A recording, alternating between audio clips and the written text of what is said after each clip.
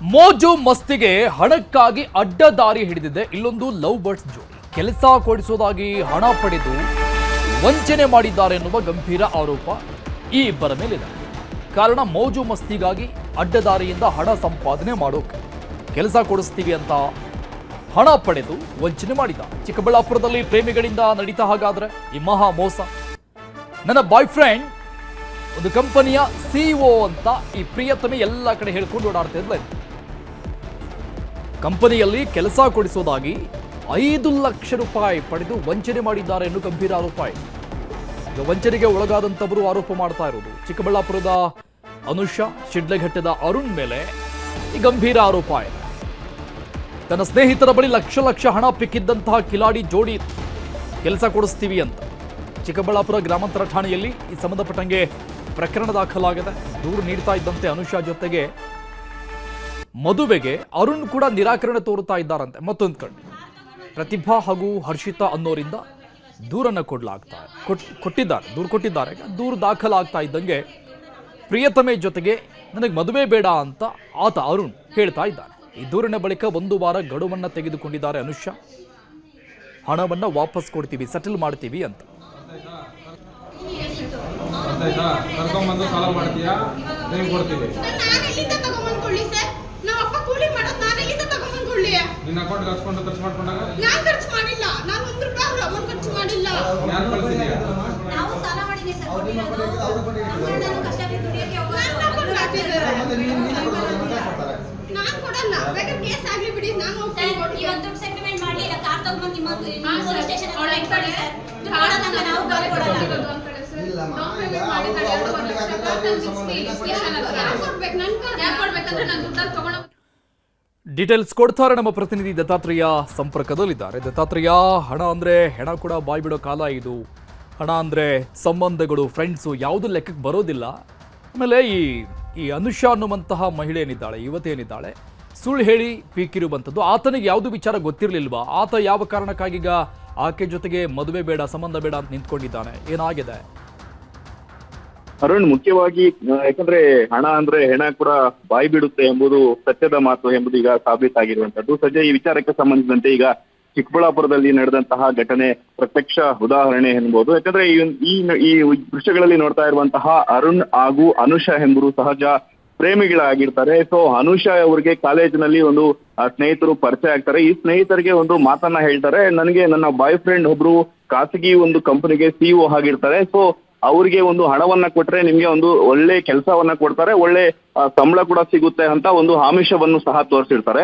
ಈ ವಿಚಾರಕ್ಕೆ ಸಂಬಂಧಿಸಿದಂತೆ ಅನುಷಾ ತನ್ನ ಸ್ನೇಹಿತರಿಂದ ಸುಮಾರು 1 ಲಕ್ಷ, 5 ಲಕ್ಷ, 6 ಲಕ್ಷವರೆಗೂ ಸಹ ಹಣವನ್ನ ವಸೂಲಿ ಮಾಡಿ ತನ್ನ ಪ್ರಿಯಕರನಿಗೆ ಕೊಟ್ಟಿರುವಂತಹದ್ದು. ಈ ವಿಚಾರಕ್ಕೆ ಸಂಬಂಧಿಸಿದಂತೆ ಸುಮಾರು ತಿಂಗಳುಗಳ ಕಾಲ ಇದೇ ವಿಚಾರವಾಗಿ ಕೆಲಸನೂ ಇಲ್ಲ, ಒಂದ್ ಕಡೆ ಹಣವೂ ಇಲ್ಲ ಅಂತ ಒಂದು ಪರದಾಟ ನಡೆಸ್ತಾ ಇರ್ತಾರೆ. ಈಗ ಅನುಷಾ ಬಳಿ ತನ್ನ ಸ್ನೇಹಿತರು ಹಣವನ್ನ ವಾಪಸ್ ಕೇಳಿದಾಗ ಇದೇ ಒಂದು ವಿಚಾರವಾಗಿ ನಾನು ಮೋಸ ಹೋಗಿದ್ದೀವಿ ಅಂತ ಒಂದು ಸ್ನೇಹಿತರಿಗೆ ಅರಿವಾಗುತ್ತೆ.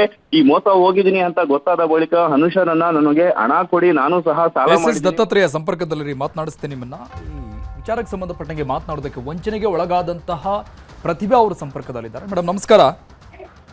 ಹಲೋ ಮೇಡಮ್, ಹೇಗೆ ಪರಿಚಯ ನಿಮಗೆ ಇವರು? ಎಷ್ಟು ಹಣ ಕೊಟ್ಟಿದ್ದೀರಿ? ಸರ್, ನಾನು 1,84,000 ಕೊಟ್ಟಿದ್ದೀನಿ ಸರ್ ಹುಡುಗಿಗೆ. ಓಕೆ. ಅವರು ನನಗೆ 7 ವರ್ಷದಿಂದ ಪರಿಚಯ ಸರ್. ಓಕೆ. ಹಾ,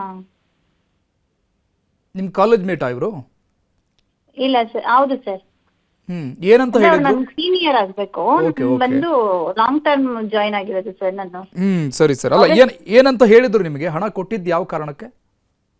ಸರ್, ಕೆಲ್ಸ ಕೊಡಿಸ್ತೀನಿ ಅಂತ ಹೇಳಿದ್ರು. ಹಾ. ಆದ್ರಿಂದ ನಾನು ಬೇರೆ ಕಡೆ ಎಲ್ಲ ಸಾಲ ಮಾಡಿ ಒಡವೆ ಎಲ್ಲ ಇಟ್ಟು ಅವ್ರಿಗೆ ದುಡ್ಡು ಕೊಟ್ಟಿದ್ದು ಸರ್. ಫ್ರೆಂಡು ಅಂತ ನಂಬಿ ಕೊಟ್ಟಿದ್ದೀರಾ? ಆ ಹುಡ್ಗಿ ನನ್ ಫ್ರೆಂಡು ಅಂತಾನೆ ನಂಬಿದ್ದು ಸರ್. 7 ವರ್ಷದಿಂದ ಚೆನ್ನಾಗೇ ಇದ್ಲಲ್ವಾ, ಮೋಸ ಏನಕ್ ಮಾಡ್ತಾರೆ ಅಂತ ಕೊಟ್ಟೆ. ಇನ್ನೊಂದು ಆಕ್ಚುಲಿ ಅವರು ಕಂಪನಿ ಸಿಇಒ ಅಂತ ಹೇಳಿದ್ರು, ಆದ್ರಿಂದ ಫ್ರಾಡ್ ಮಾಡ್ತಾರೆ ಅನ್ನೋ ಒಂದು ಇಂಟೆನ್ಷನ್ ನಮ್ಗೆ ಎಲ್ಲಿ ಬರುತ್ತೆ ಸರ್? ಕಂಪನಿ ಸಿಇಒ ಆದಾಗ ಅವ್ರಿಗೆ ಅವ್ರ ದುಡ್ಡೇ ಸಾಕಾಗಿರುತ್ತೆ, ನಮ್ ದುಡ್ಡು ಅಂತ ತಿಂತಾರೆ ಅನ್ನೋ ಒಂದು ಥಾಟ್ ಅಲ್ಲಿ ನಾವು ಕೊಟ್ವಿ.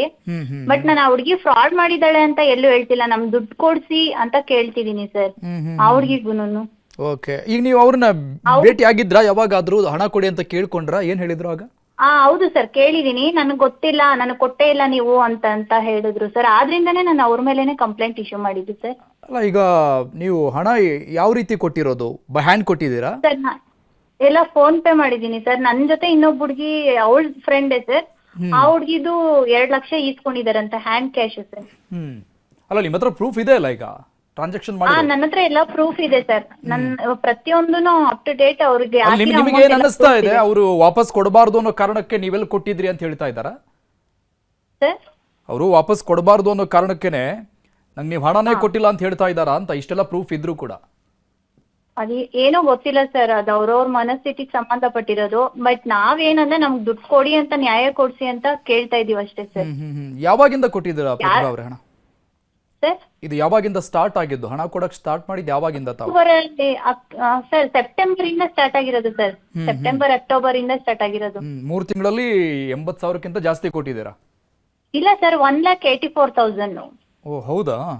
ಎಷ್ಟು ಜನ ಆ ಕಡೆ ಇಸ್ಕೊಂಡಿದ್ದಾರೆ ಅಂತ ಗೊತ್ತಾಯ್ತು ಮೇಡಮ್ ಈ ತರ? ಮತ್ತೆ ಬೇರೆ ಬೇರೆ ಅವರಿಗೆ ಯಾರೋ ಅದೇ ನನ್ಗೆ ನಮ್ಮ ಅಣ್ಣ ಫ್ರೆಂಡ್ ಎಲ್ಲ ಫೋನ್ ಮಾಡಿದ್ರು. ಅವ್ರ ಹತ್ರ ಏನೋ ಈಗಲ್ಲಂತೆ ಸರ್, ಪಾಸ್ಟ್ ಅಲ್ಲಿ ಅವರು ಒಂದು 60,000 ಹಂಗೆಲ್ಲ ಈಸ್ಕೊಂಡು ಮೋಸ ಮಾಡಿದಾನಂತೆ. ಅವನ ಕಡೆಯಿಂದ ಹಣ ಬರಲ್ಲಂತೆ ಸರ್. ಅವು ಏನ್ ಮಾಡ್ತಾನೋ ಗೊತ್ತಿಲ್ಲ ಈಗ. ಬಟ್ ನನ್ ಕೇಳ್ತಾ ಇರೋದು ನ್ಯಾಯ ಕೇಳ್ತಾ ಇದೀನಿ. ಆ ಹುಡ್ಗಿ ಕೇಳ್ತಾ ಇದೀನಿ ಸರ್, ಡೈರೆಕ್ಟ್ ಆಗಿ ಅಮೌಂಟ್ ಕೊಡಿ, ನಂಗೆ ಹಣ ಕೊಡ್ಸಿ ಅಂತ. ಆಕ್ಚುಲಿ ಆ ಹುಡ್ಗಿ ಕಾರ್ ತಗೊಂಡಿದ್ದಾರೆ. ಅದು ಆ ಕಾರನ್ನು ಅವ್ರ ಹತ್ರನೇ ಇಟ್ಟಿದ್ಲು. ಆ ಕಾರ್ ರಿಸೀವ್ ಮಾಡ್ಕೊಂಡಿದ್ದಾಳೆ. ನಮ್ ಹಣ ಕೊಡ್ಸ್ಲಿ ಅಂತ ನಾವ್ ಆ ಹುಡ್ಗಿನ ಅಷ್ಟು ಕೇಳ್ಕೊಂತ ಇದೀವಿ ಸರ್. ಇವ್ರು ಎಲ್ಲಿ ಸ್ಟೇ ಆಗಿರೋದು? ಅವ್ರ ಮನೆ ಎಲ್ಲಿ? ಅವರ ಕುಟುಂಬ ಆ ಬಗ್ಗೆ ಏನಾದ್ರು ತಮ್ಮ ಮಾಹಿತಿ ಇದೆಯಾ? ಹೋಗಿದ್ರ ಅಲ್ಲಿ ಏನಾದ್ರು? ಯಾರ್ದು ಸರ್? ಈ ಅನುಷಾ ಅವರು? ಸರ್ ಫಸ್ಟ್ ಇಂದನೂ ಪರಿಚಯ ಇದಾರಲ್ಲ, ಎಲ್ಲ ಪರಿಚಯ ಇರೋರೇ ಅಲ್ವಾ ಸರ್. ಆದ್ರೆ ಹೋಗಿದೀವಿ, ಮಾತಾಡಿದೀವಿ, ಎಲ್ಲ ಇದೆ ಸರ್. ಅಂದ್ರೆ ಹೀಗೆ ದುಡ್ಡು ವಿಷಯ ಅಂತ ಬಂದಾಗ 1 ತಿಂಗಳಿಂದ ನಾನು ಮಾತಾಡ್ತಾ ಇಲ್ಲ ಅಷ್ಟೇ ಸರ್. ನನ್ಗೆ ಕೊಟ್ಟಿಲ್ಲ ನೀವು ಅಂತ ಹೇಳಿದ್ರಲ್ವಾ ಅವರು, ಆದ್ರಿಂದ ನಾನು ಮಾತಾಡೋದ್ ಬಿಟ್ಟಿದೀನಿ ಅಷ್ಟೇ ಸರ್ 1 ತಿಂಗಳಿಂದ. ಅದಕ್ಕೂ ಮುಂಚೆ ಚೆನ್ನಾಗೇ ಮಾತಾಡ್ತಿದ್ವಿ ಸರ್. ಓಕೆ, ಈಗ ಅವರು 1 ವಾರ ಟೈಮ್ ತೆಗೆದುಕೊಂಡ್ರಂತಲ್ಲ, ಓಕೆನಾ ನಿಮ್ಗೆ ಕೊಡೋಕೆ? ಹೌದು ಸರ್, ಓಕೆ ಸರ್. ನಮಗ್ ಸೆಟಲ್ ಆಗ್ಬೇಕು ದುಡ್ಡು. ನಾನು ಅವ್ರದ್ದೇನು ಇದೆಲ್ಲ ಮಾಡಕ್ ಹೋಗಲ್ಲ. ನಮ್ಗೆ ದುಡ್ಡು ಕೇಳ್ತಾ ಇದೀನಿ ಅಷ್ಟೇ ಸರ್ ನಾನು. ಈ ಕೆಲಸ ಯಾರಿಗೆ? ತಮ್ಗೆ ನೀಡಿತಾ? ನಿಮ್ಗೆ ಕೆಲಸ ಕೊಡಿಸ್ತೀನಿ ಅಂತಾನೆ ಇಸ್ಕೊಂಡಿದ್ದ? ಹೌದು ಸರ್, ಹೌದು ಸರ್. ಎಲ್ಲಿ ಯಾವ ಕಂಪನಿ ಕೆಲಸ ಕೊಡಿಸ್ತೇನೆ ಅಂತ ಹೇಳಿದ್ರು? ಯಾವ್ದು ಸತ್ವ ಗ್ರೂಪ್ ಹೇಳಿದ್ರು ಸರ್. ಅದು ಸತ್ವ ಕಂಪ್ನಿ ಅಂತ, ಅದು ದೊಡ್ಡ ಕಂಪ್ನಿ ಅಂತ ಹೇಳಿ ಸ್ಯಾಲ್ರಿ ಜಾಸ್ತಿ ಬರುತ್ತೆ, ನೀವು 1 ತಿಂಗಳಿಗೆ ಇಷ್ಟ ಅರ್ನ್ ಮಾಡ್ಬೋದು ಅಂತ ಹೇಳಿ ಈ ತರ ಮಾಡಿದ್ದಾರೆ ಸರ್. ಅಲ್ಲ ಮೇಡಮ್, ಈ ಲಕ್ಷ ದುಡ್ಡು ಕೊಟ್ಟು ಒಂದು ಪ್ರೈವೇಟ್ ಕಂಪನಿಯಲ್ಲಿ ಕೆಲಸ ತೆಗೆದುಕೊಳ್ತಾರೆ ಅಂದ್ರೆ ಹೆಂಗ್ ನಂಬಿಟ್ರಿ ನೀವು? ಡಿನ್ ನಂಬರ್ ಮಾಡಿಸ್ಬೇಕು ಅಂತೆಲ್ಲ ಈಗ ಕೇಳಿದ್ರು ಸರ್. ಸುಳ್ಳು ಹೇಳಿ ತಗೊಂಡಿದ್ದು? ಹೌದು ಸರ್, ಅವ್ರು ಸುಳ್ಳು ಹೇಳಿದ್ರು. ಇನ್ನೊಂದು ಅದು ಅವರು ಕೊಟ್ಟಿರೋದು ಸರ್. ಬಟ್ ನಾವು ಕೇಳ್ತಿರೋದು ದುಡ್ಡು ಅಷ್ಟೇ ಸರ್. ಅಲ್ಲಿ ನಿಮಗೆ ಡೌಟ್ ಬರ್ಲಿಲ್ವಾ? ಇಷ್ಟು ಲಕ್ಷ ಹಣ ಕೊಡುವಾಗ ಯಾವುದೇ ಕಂಪ್ನಿಲಾದ್ರೂ ಕೂಡ ನೀವು ಹಣ ಕೊಟ್ಟು ಸೇರ್ಕೊಳ್ಳುವಂತದ್ದು ಇರೋದಿಲ್ಲ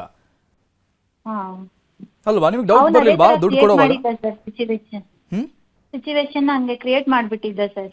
ನಮ್ಗೆ ಏನ್ ನೀಡಿದೆ ಅಂತ ತಿಳ್ಕೊಂಡು ಈ ತರ ಫ್ರಾಡ್ ಮಾಡಿದೆ. ಓಕೆ, ಕಂಪ್ಲೇಂಟ್ ಏನಂತ ಕೊಟ್ಟಿದ್ದೀರಾ ಈಗ? ಅದೇ ಸರ್, ಹಣ ವಾಪಸ್ ಕೊಡ್ಸಿ ಅಂತ ಮಾತ್ರನೇ ಕೊಟ್ಟಿರೋದು. ಈ ತರ ನನ್ ದುಡ್ಡು ಹಾಕ್ಸ್ಕೊಂಡಿದ್ದಾರೆ, ನನ್ನ ಹಣ ಈಸ್ಕೊಂಡಿದ್ದಾರೆ, ನನ್ಗೆ ದುಡ್ಡು ಬೇಕು ಅಂತ ಕಂಪ್ಲೇಂಟ್ ಕೊಟ್ಟಿದೀವಿ. ಓಕೆ ಮೇಡಮ್, ಏನ್ ಮಾಡ್ತಾರೆ ನೋಡೋಣ ಪೊಲೀಸ್ ಅಧಿಕಾರಿಗಳು. Thank you so much news 18 ಜೊತೆ ಮಾತನಾಡಿದಕ್ಕೆ.